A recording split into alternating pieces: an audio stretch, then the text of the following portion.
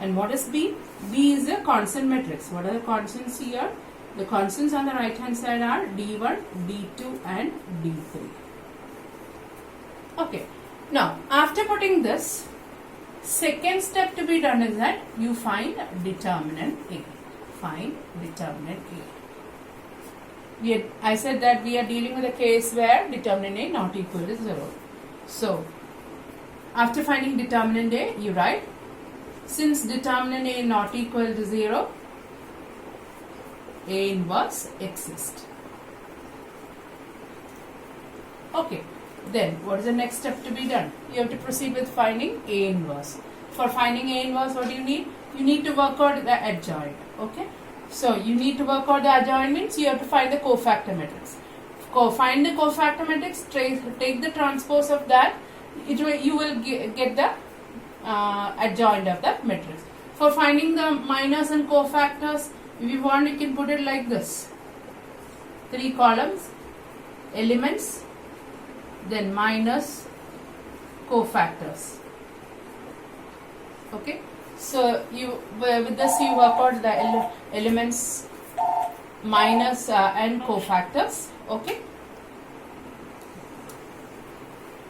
Do this calculation. Get the cofactor matrix from this. Okay, from this you get the cofactor matrix. Then you go with finding the adjoint. Adjoint of A is equal to transpose of the cofactor matrix.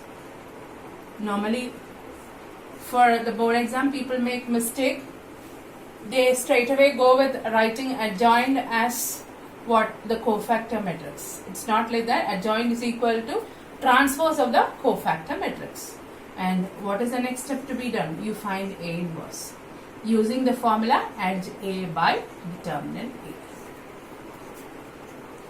A. Remember, determinant A will be a scalar.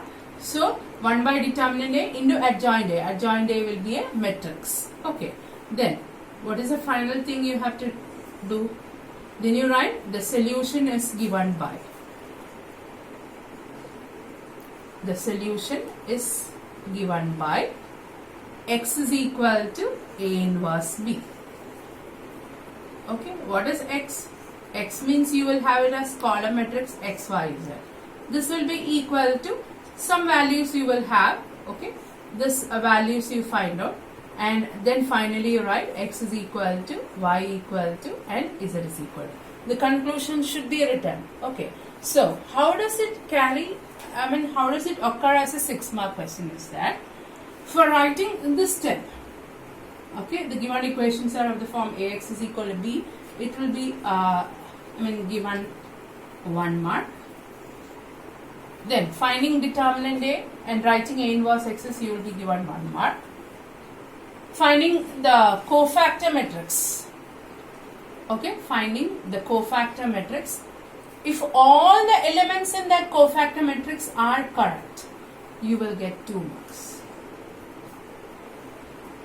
If you go wrong, then accordingly the mark will be cut off like that. Okay. Then for finding A inverse is equal to adj A by determinant A. Again, you will be given 1 mark. So totally 1 plus 1 2 plus 2 4 plus 1 5 we have reached. Now again, writing this solution, you will be given 1 mark. Okay. Mostly this 1 mark, sometimes they will cut off and they will add it somewhere here. That like that also the marking scheme can be given. Okay. So that is how it turns to be a 6-mark question. Remember this final solution, it has to be written separately. It has to be written separately, then only you will get the mark also. So that is how it will turn to be a sure 6-mark question for the boards. Okay. Follow this pattern of answering. That is how it has to be worked out. So this is how we find the solution of equations in 3 variables. Okay. Now, after doing the case of where finding the solution of equation in 3 variables where determinant A is not equal to 0, where we have said A inverse exists, let me tell you about the case where what happens when determinant A turns to be equal to 0. Okay. What happens when determinant A equal to 0? There are 2 cases which will occur there. So after learning how to solve the system of equation in three variables, where the case where determinant A not equal to 0, okay, let us move on to check whether to write about the consistency of the equations. Okay, so the first case you remember, as already I have explained, when determinant A not equal to 0, you say that A inverse exists and the system of equation has a unique solution. Okay, and the system of equation has a unique solution. Unique solution given by what? Given by x is equal to A inverse B. When I say unique solution, remember, as I told at the beginning of the class, unique solution means it is consistent. The system of equation is consistent and independent. That is the case we have. Now let us move on to the case where determinant A equal to 0. When determinant A equal to 0, we say that the system of, we say that A inverse does not exist. So how to proceed with the remaining case of checking the consistency of the equation? Okay. When determinant A is equal to 0, what you have to do is, you find edge A into B. You remember that edge A is a matrix. B is what? B is the constant matrix, which you will have it on the right hand side of the equation, constant matrix. So at J is a matrix you will have, B is also a matrix you will have. So totally you will be doing what? Matrix multiplication. Okay. Now, when you are doing this at J into B, there itself two cases arise. One is a case where at A into B is equal to 0. When I say at J into B equal to 0, remember that this 0 means it is a 0 matrix. Because totally it is a matrix multiplication we are doing. Your result will also be in the form of a matrix only. So when you are finding at J into B, the one case which can arise is this at J into B, it can be equal to a 0 matrix. When it is equal to a 0 matrix, you say that the system of equations is consistent and has infinitely many solutions. Just stop it here. Don't go for finding that infinitely many solution. In your textbook, the method is given in terms of k and all. Not necessary. You can stop it here. You say that the system of equation is consistent and has infinitely many solutions. Okay. Now, the second case where edge A into B not equal to 0. When I say not equal to 0 means it is not equal to a 0 matrix.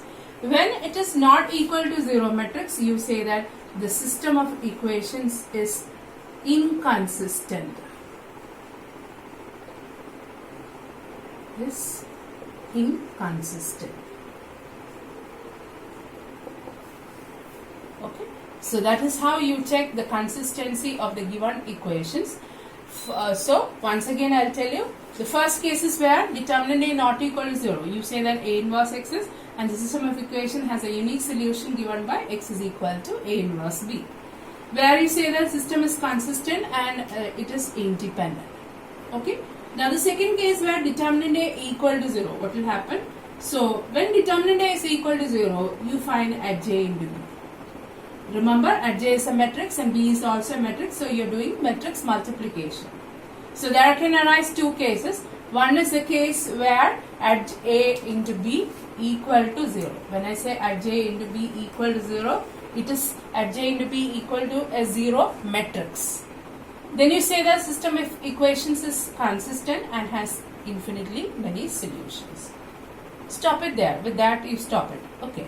Now the second case where at A into B not equal to 0. That means it is not equal to a 0 matrix. Then you say that the system of equations is inconsistent. That is how you check the conditions for the consistency of the equations.